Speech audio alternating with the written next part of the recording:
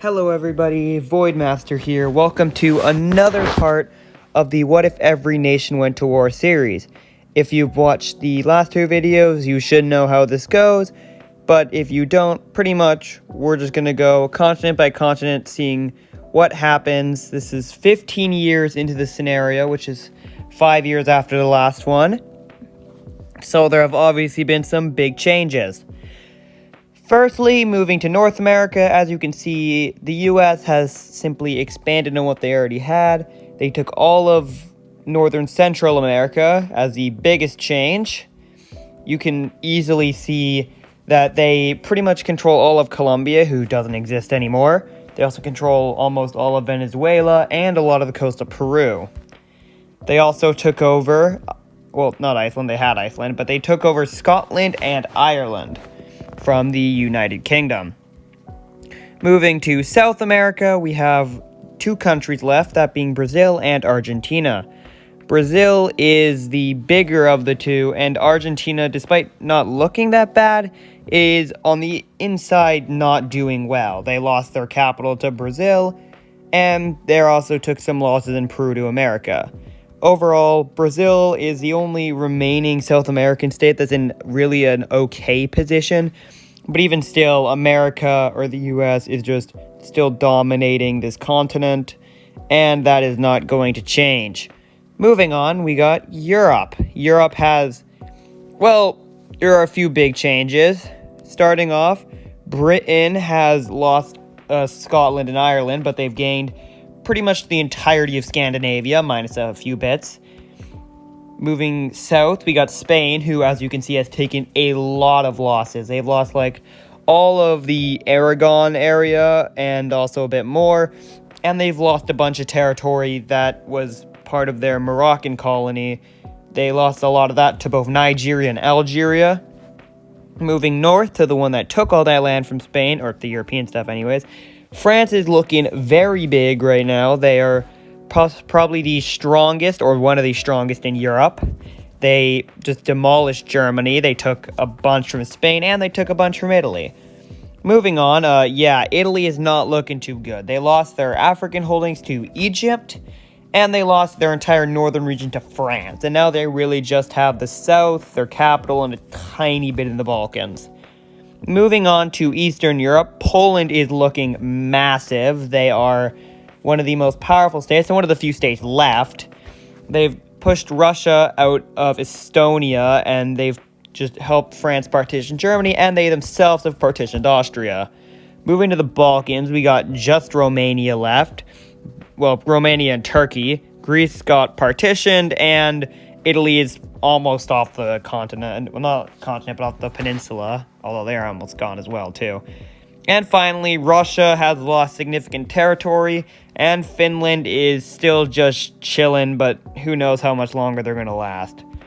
Moving south, we got the Middle East, and as you can see, Turkey has taken a lot of territory. They almost look like the Ottoman Empire from World War I.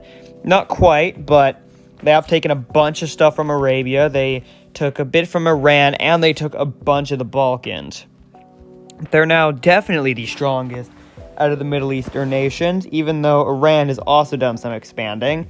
They took a bit from Russia, and they took a bit from Arabia, but they lost not only to Turkey, but also to India. Finally, Saudi Arabia is not looking that great. They've lost a bunch of land to Turkey and a bit to Iran, and Egypt is just chilling in the Middle East. They haven't gained anything, but they haven't really lost anything. Moving on, Central Asia, Afghanistan is, like, gone. Russia has lost more territory to China and to Persia, and China overall is looking pretty good in this region. Moving south to India, they have changed a lot, but also not a lot. Their border with China is pretty much the same. Their border with Iran has expanded a little, but the biggest change of India is that with some help from Vietnam, Indonesia, and China, they have just completely partitioned Thailand. Like, it's not even funny. They just destroyed Thailand. Like, India took about half, Vietnam took a third, and the remaining third went to the other two powers. But yeah, India is looking like they're in a very good position to win this scenario. Well, not win, but to survive for the next couple of episodes. Moving to Southeast Asia, Indonesia is looking pretty good. They kicked Japan out of the Philippines, who I just realized I think there's an island there, but it's just not there anymore. I don't know what to put there. And they have taken a bit from Thailand, who is now gone, but they did lose a few islands to Australia. Vietnam is looking pretty beefy, but they have lost a bit to China. Hanoi is now either being sieged or is close to being sieged, and well, we'll see how good Vietnam does in the next few episodes. Moving on to China, they're again even larger than last scenario. I think they lost a tiny bit of land to India, but they gained a lot in a lot of other regions. Overall, China has stayed very much the same, but has expanded greatly. They've also continued to just push around Russia and also push around Vietnam. And even though you can't see it, there's a lot of fighting going on between China and India. Finally, for Asia, we have Japan, who lost their Indonesian territory and is now just holding off in the Pacific and on this little peninsula in Russia. Finally, for the only country in Oceania, we have Australia, who's taken a little bit from Indonesia, but overall hasn't done too much. And yeah, that's about it for this region. Moving to Africa, we have a lot. Firstly, Egypt has... Well, the biggest thing is they took Italy's colony and about half of Algeria, along with most of their population. They also took a little bite out of Ethiopia, and they took a bit out of the rebels. Or the gray thing. I never know what to call them, so I just call them the rebels. Moving on, Algeria is not looking great. They've lost pretty much all of their populated regions, and are now just sitting in the Sahara, not looking too great. Nigeria is also massive. They control all of West Africa now, just because there was no one really in their way to stop them. They extend all the way from the Congo to the border of Morocco, almost. And yeah, they and Egypt are now definitely the two largest on the continent, and possibly some of the largest in the world, just because of, Africa's distorted, because this is the Mercator projection. But these are massive countries, they're probably similar to the size of almost Australia at this point, just looking at their size.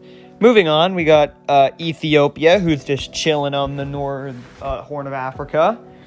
They've contracted a little bit, but overall they're in a very similar spot. It's such a mountainous region that I really don't think they're gonna get conquered for a long time. So I think they'll be one of the last giant powers to survive. Tanzania is also looking pretty good. They have taken a bunch of land from the Congo and even from Angola, and are now having a bit of a fight with South Africa.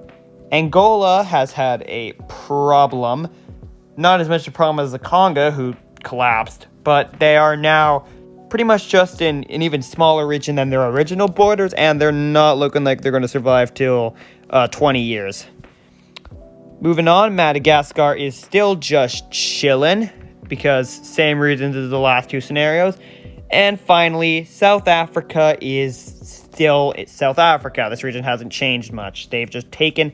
The biggest thing is they took a bunch from Angola, but overall, they're still doing the same stuff they've been doing the last two episodes. So, yeah, that's the new map. A lot of it is just expanding from the last episode, but yeah, as you can see, we're really starting to see who the big players are. The US is going to be, we're seeing the US, China, India, and for Europe, France and Poland, and for Africa, Egypt and Nigeria and maybe South Africa. We're starting to see the big powers come out, and we're starting to see, most importantly, who's going to have a shot at taking the crown for who will win the country v country battle royale. Because this is pretty much just a World War battle royale. But yeah, so I guess now you can start putting in the comments who you think will win, because we're at that point where now we can start making predictions. Also, yeah, same thing as last time. This is super unrealistic. Take it with an entire planet of salt, blah, blah, blah. But without further ado, I will see you guys later. Have a wonderful day or night. And yeah, see ya!